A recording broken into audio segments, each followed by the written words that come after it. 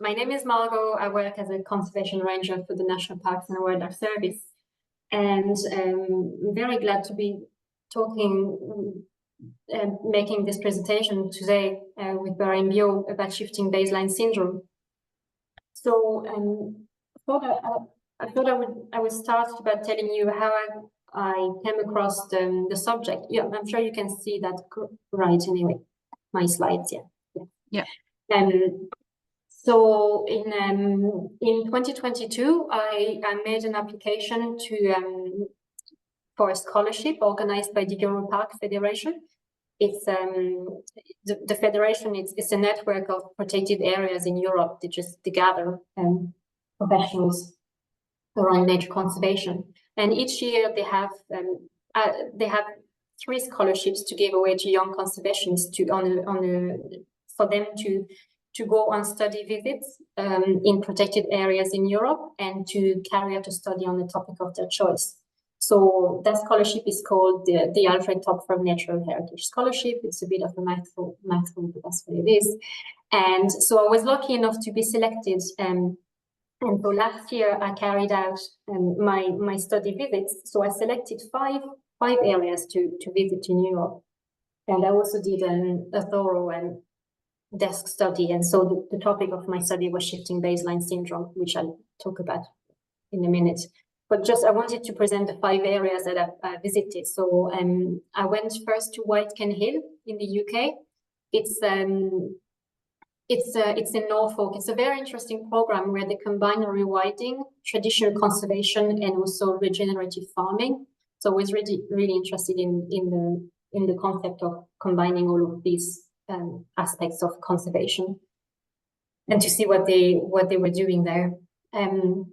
I also went for a few days to the Oostvaardersplassen Nature Reserve in the Netherlands, and that's a nature reserve. So it's protected under European legislation. It's an SPA, it's a special protected area.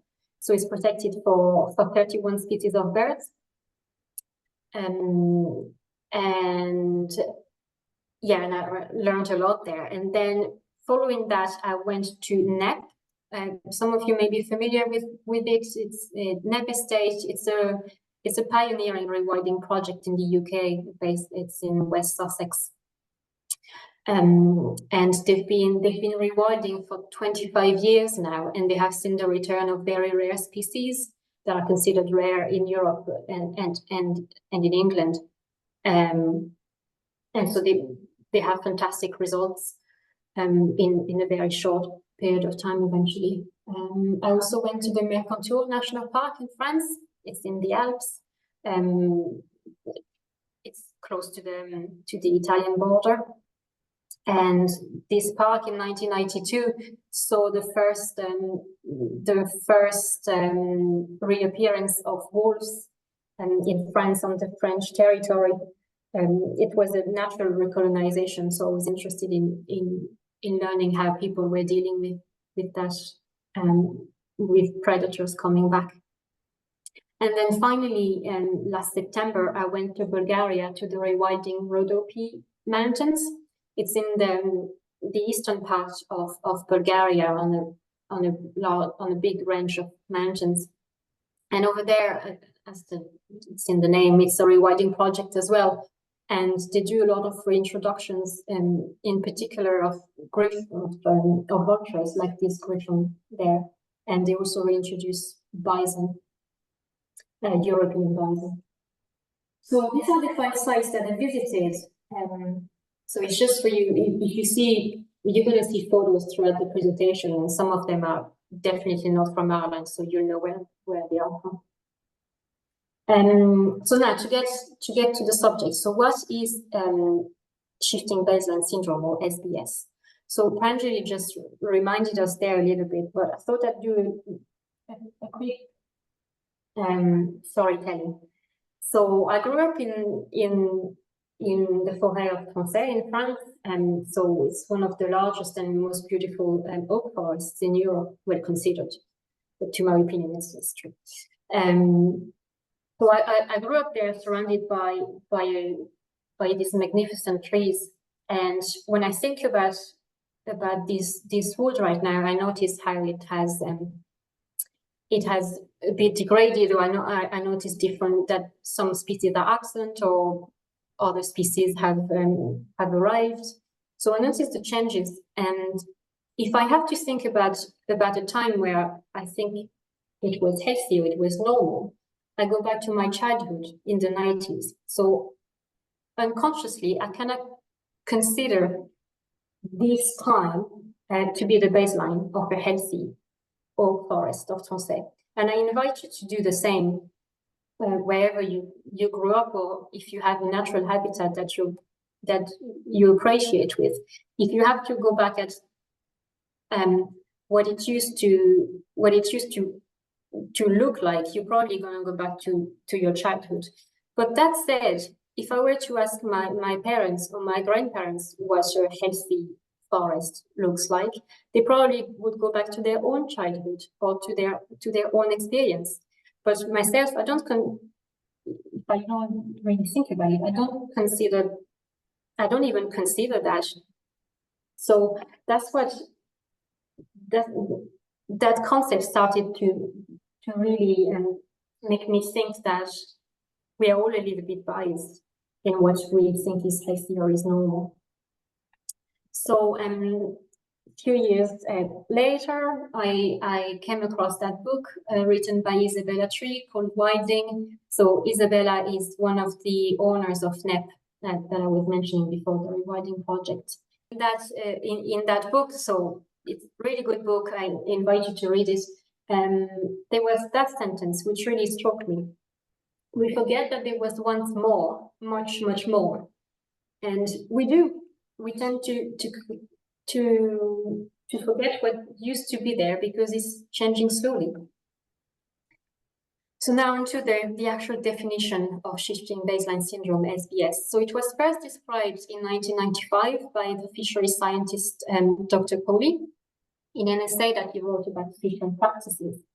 And in his essay, he pointed out that fishers or marine scientists tended to perceive faunal composition and stock sizes at the beginning of their career as the unaffected baseline, against which catch size was subsequently judged.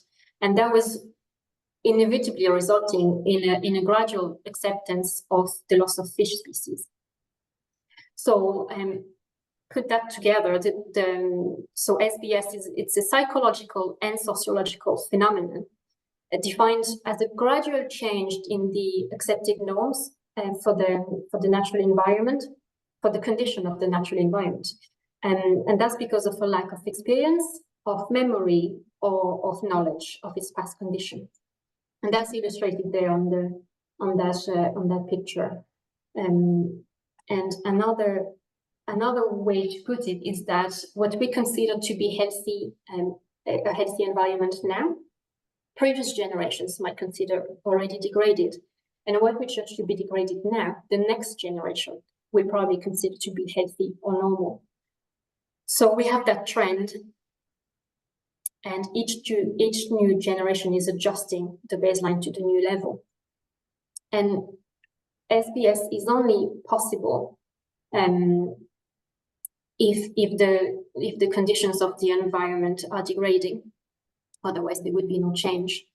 But as we are all aware, there's both a climate crisis and a biodiversity crisis, and Ireland is not exempted from that. So in 2018, it was the country was ranked at 13th lowest in terms of biodiversity intactness. So what's left of biodiversity in the country. That's over 200 countries. If we look at the protected habitats, 91% of them are assessed as unfavorable status of conservation, and 31% are declining. And then, just to take an example, if we look at our birds, 2/3 of them are of conservation concerns, so they are either red listed or amber listed.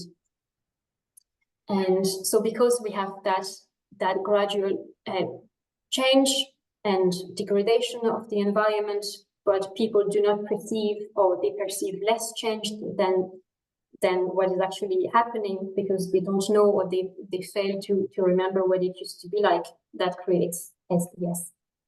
And I put that photo as well. It's really speaking, well, at least it's really speaking to me. It's the windscreen phenomenon. I mean, if you were driving even for a short distance 30 years ago, your windscreen would be covered in insects and bits of bugs. And right now you do the same distance, or even 3 or 4 times the distance, and you would come home with a clear windscreen. So there is degradation. There's very little insects left. But the new generation, they don't really know that, because they don't get to experience it. So they just have a clean windscreen at the end of the day, and they don't notice what we are missing. It's just an example. So what are the main causes of SBS? So there are 3 main causes. The first one is the lack of historical scientific data. Now, in Europe, most of our monitoring schemes of biodiversity started late in the 20th century, in the second half of the 20th century. So that's in 1950s and after, really. And that is well after human impacts had already reached half of their current magnitude. So an example I like to take on this is the atlases of the birds in Britain and in Ireland.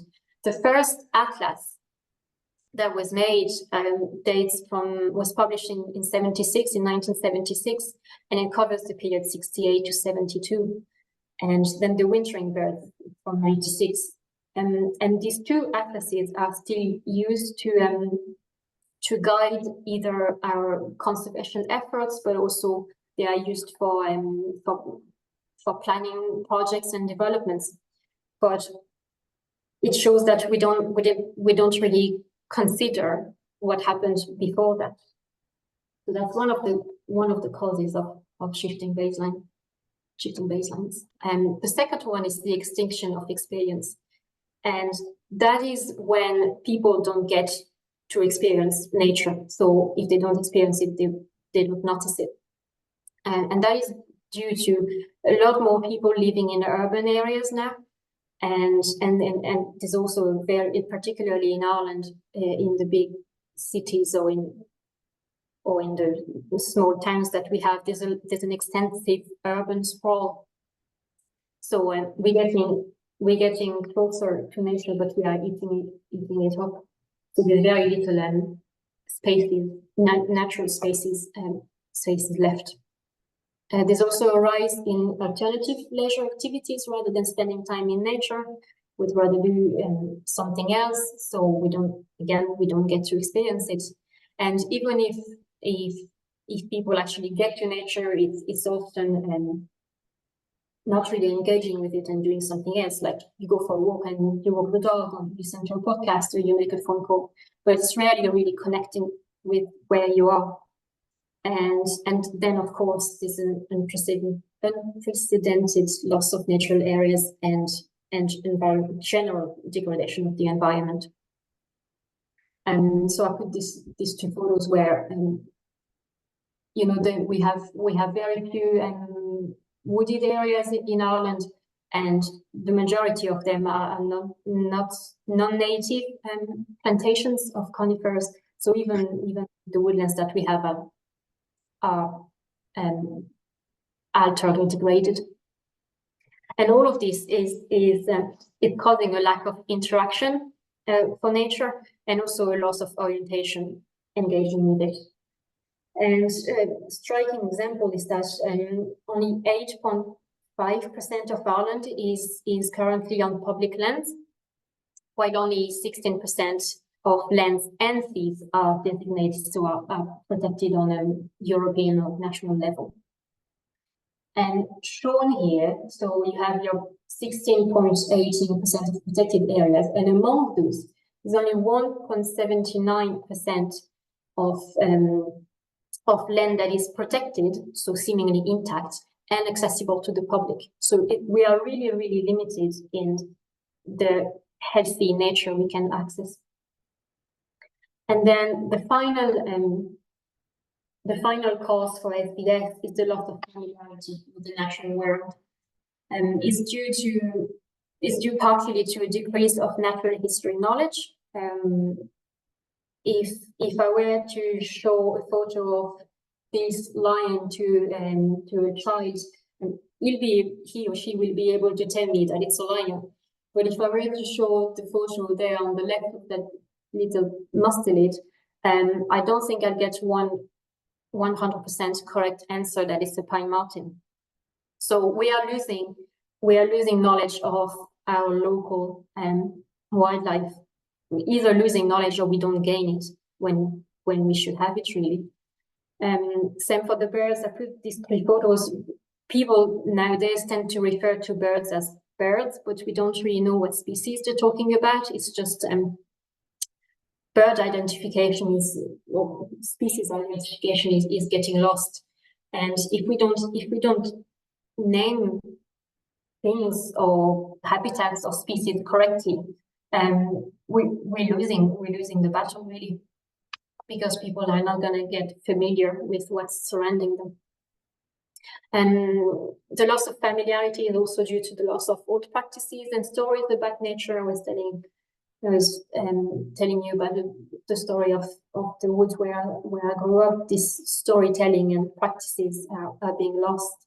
There's also a rapid loss of natural vocabulary, and this could be partially linked to a loss of cultural and linguistic knowledge. In particular, in Ireland, and I'm not Irish myself, but I know that the Irish language is rich of vocabulary on nature, and that is not shared as much as it could be. So therefore, it is a little bit lost, and that creates a distance between us and nature. And all of this is aggravated eventually by a lack of intergenerational communication. We don't really communicate with our elderly, or the information doesn't get passed on, or with more difficulties. So we are losing on that as well. And there was a very interesting survey, British survey done in 2009, showing that 10% of the interviewed people could not recognize a sheep, and 71% could not identify a pine tree, and then 83% failed to recognize a bluebell. So I just find it striking. So these are the 3 main causes of SBS. So now I'm going to talk a little bit about the consequences it has. I'm sure you're already thinking about many. There are some direct and indirect impacts. I talk about the impacts on the general public, but also on professionals. That was the topic of my study. So the first impact, and probably one of the biggest, is that we get the gradual habituation to degradation and loss of nature. So people there are generations of people that are now disconnected from nature because of the 3 causes, because of the causes that I mentioned before, and the lost sense of familiarity. And that leads to the current environmental degradation that regarded as less significant. I put these photos of one of our upland mountains that is now being used for growing forestry or for wind farm projects, and we just slowly accept this. When years ago it used to be the home of the curlew or the golden plovers or the hen harriers there on the bottom right corner, and it's regarded as less significant than other losses. There's also a lost sense of belonging, because if you don't connect with nature because of SBS, you're not going to notice the deterioration or the losses, and therefore you're not going to wish to safeguard anything because you won't be aware of it. And more worryingly, there's also a growing number of people that are feeling not only disconnected and uncomfortable in nature, but also disgusted or even afraid in a natural environment. And so that's creating a much bigger barrier between people and nature. And the second aspect, and it's not too far from this one, the second, oh sorry, I forgot to do my conclusion. So there's a gradual societal tolerance to wildlife population decline and habitat deterioration, but also there's possibly an increased intolerance for wildlife and for species in general and for habitats. Oh yeah, I put that photo of a corncrake there. In the 1950s, there was a corncrake in every parish of Ireland, and now it's a bird that is red listed. It makes a very, very particular sound. I'm sure you know it's cracks. In fact, it's its scientific name as well. A very loud bang noise. But it has mostly disappeared from our country. It's found only in a few places off the west coast and in Donegal. And this is a sound that older generations are very familiar with, and yet we, and I include myself in it, have never heard it. So it's being lost, and we don't even notice that we're losing it. And so the second consequence of shifting baseline syndrome is the altered expectations for the state of nature.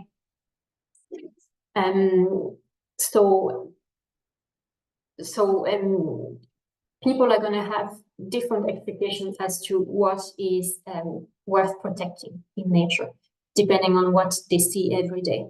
That's basically an Irish postcard with green fields and almost fluorescent, and that is considered to be natural, but it's very much of a green desert. There's very little species that can live off that, and it's clearly human made, but it's considered to be normal because that's the only thing that we see.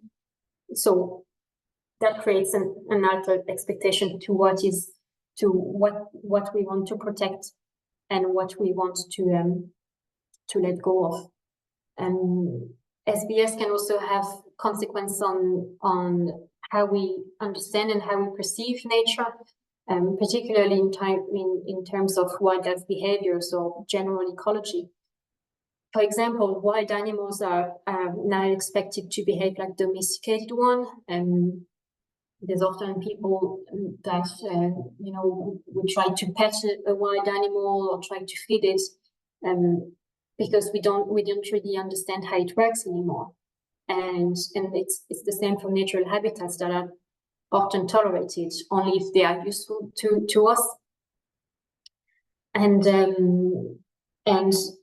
yeah, as I said, if we get to see all the time these degraded habitats, we're gonna assimilate them and think that this is the norm and this is what healthy looks like. And I put that photo of, I think it's in Connemara somewhere, of the hills that are really there, where there's very little regeneration of trees. And then in the foreground, you can see the pink flowers, and that's an invasive species. It's rhododendron. And it's really pretty, but it's really invasive. But yet people don't know it's invasive because we have that lack of understanding of how, and that loss of familiarity. So we don't know what is right and what is wrong anymore. So SBS can result in the expectation of a meticulously tamed and tidy nature. We tidy our hedgerows really square like that every year, and so nature has to be unthreatening and kept under control. And of course, this is the feedback loop, because the more we tidy it, the more it becomes degraded, and the more we think this is normal. So it loops itself. Now, one of the consequences of of shifting baseline syndrome on professionals, particularly for professionals. It's called conservation complacency. And this is when professionals, so ecologists or conservationists, can become more satisfied and complacent with the present state of the natural world. When we become less motivated to undertake further actions to improve the condition of the environment, but also the necessary conservation efforts might be altered or reduced because we don't perceive how it should be or how it could be done. So I put these photos there to illustrate an example I have of. So there's a photo of a lapwing and of a curlew. So they are waders, and the breeding waders in Ireland are really in trouble. And they have seen a lot of their habitats being lost or being degraded, and there's also quite a lot of predation following that.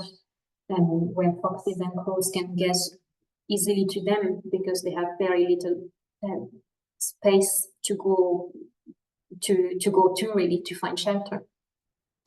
And so we have breeding waders conservation programs right now, and some of them are really focusing on predation control, when possibly a consequence of SBS is that we're focusing on predation control when maybe we should also consider habitat restoration, but that would be a much bigger project. And because, again, possibly because of SBS, the necessary conservation efforts are not always met.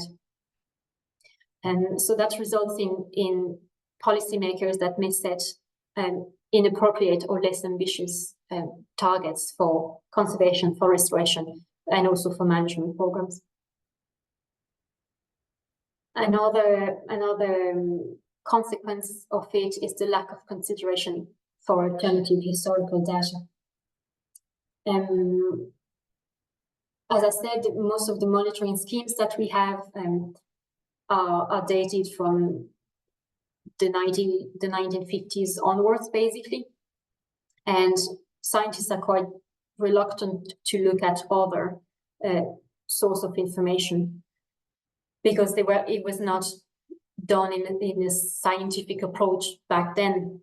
And so that may result in scientists incorrectly assigning certain species to certain habitats. But I'm just going to take an example to be clear. It's an example I observed in Nep, again, that place in England, where so they started the rewilding project in 2000, I think, and 10 years after there was a big boom in Nightingale.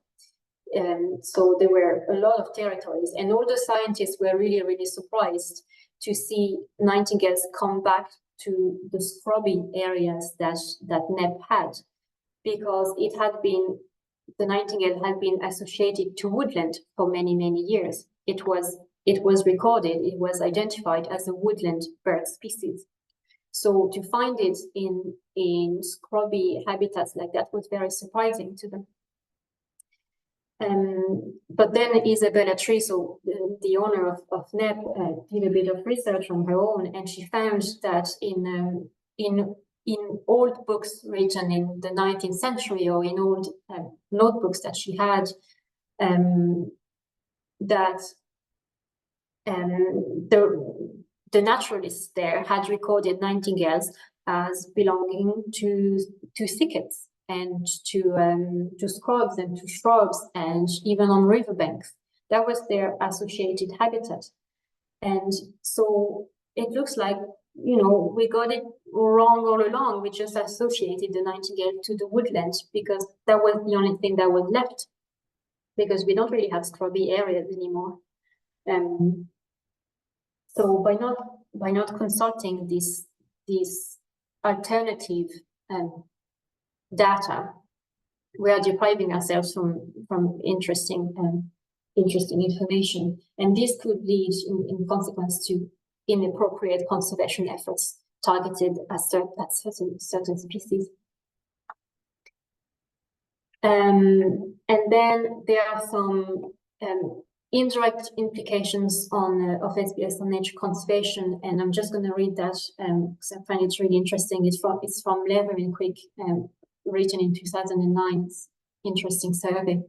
And it says, to protect the environment, one must be able to comprehend and recognize its complexity and understand how its varied components interact and respond to change. To achieve this mission, we not only need a cohort of well-educated environmental scientists, but also a general population with a reasonable understanding of nature.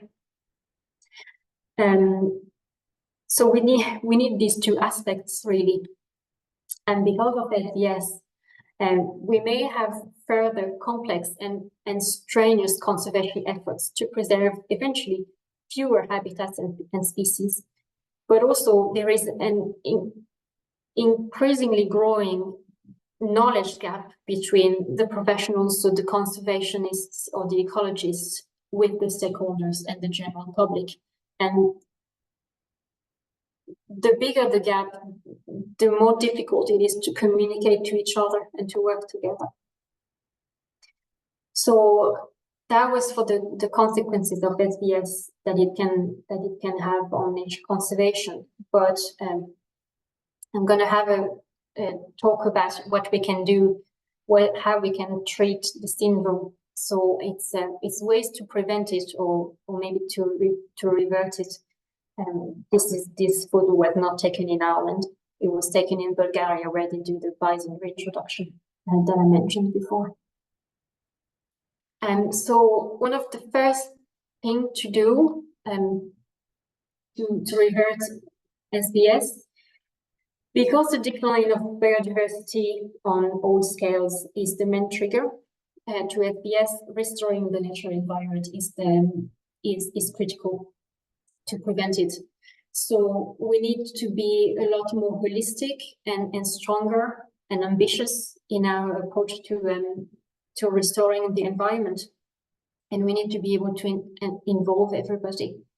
And restoration can be done via traditional conservation or traditional restoration of habitats. And the next, a step further away on one step further is rewilding. So I know it can be a big word, and it doesn't have to scare people. It doesn't mean that we're going to reintroduce wolves or bears. It's more about a concept of enabling natural processes to shape the land and the sea. And it's also about repairing damaged ecosystems. A lot of rewilding that I've observed in the UK and in Bulgaria is about the reintroduction of large herbivores, such as ponies or horses or cows or pigs to mimic boars. And also beavers. You can see that I didn't get to see them, but you can see on the bottom there, the bottom left photo, that tree is just hanging by your thread because it has been gnawed on by beavers in Nep. And then you can also reintroduce keystone species that will benefit the whole environment, like they are doing in rewilding rhodopes in Bulgaria with the reintroduction of large vultures. And so all of this will allow for the reinstatement of a norm for nature. So if we get to see more complexity, people and we will start to understand again what a healthy environment should look like. So it's all about engaging this aspect. Another way to prevent or to correct SBS is to connect or reconnect with nature. We can do so by stimulating positive emotions, attitudes, and behaviors towards the environment. And if we get to learn about nature, then it will encourage naturally a more responsible access to it. Now, the dream would be to have more accessible, local, and nature-friendly spaces where people can just go and be in and be close to nature, and the creation of a public footpath would be really valuable.